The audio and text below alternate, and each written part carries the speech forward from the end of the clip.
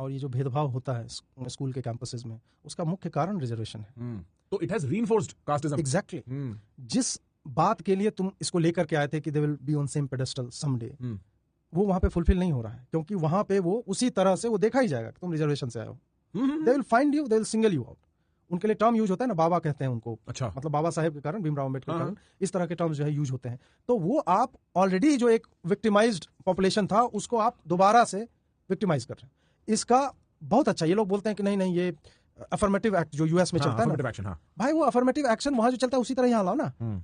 वहां पे है कि काले लोगों ने कहा कि नहीं हम हीन नहीं है, हमें गोरे के साथ उसी स्कूल में पढ़ाओ and we will be better than them. उनका ये अप्रोच था कि हमें वही स्कूल चाहिए, वही मास्टर चाहिए और वही विषय चाहिए, और हम तुम्हें दिखाएंगे कि हम पैरेलली कैसे कंपीट करते हैं इनसे। उनमें एक स्वाभिमान था।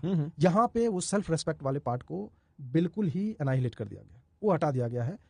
इन्होंने ये फोर्स कर दिया उनके ऊपर ये बिलीफ कि हम हीन हैं, हमें चाहिए आरक्षण, हम कंपीट कर ही नहीं सकते। ये वाला थॉट प्रोसेस जो है पॉलिटिशियंस ने लगातार उनके मन में डाला है। नहीं तो आप सोचिए कि कौन स्वाभिमानी व्यक्ति होगा जो फाइट करेगा कि हमको कम नंबर आया है फिर भी मैं जो है टीचर बनूंगा। राजस्थान में 5-7 साल पहले का न्यूज है, वो अगर खोजेंगे मिल जाए, 0 मार्क्स जिसको आया ना उसको मैथ्स का टीचर बनाया रिजर्वेशन के कारण। क्या आयरनी है। आप सोचिए वो टीचर बन रहा है।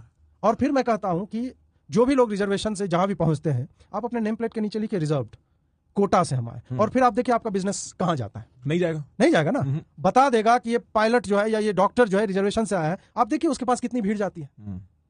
अगर आप प्राइड ले रहे हो रिजर्वेशन में तो ये भी करो, ये करके दिखाओ।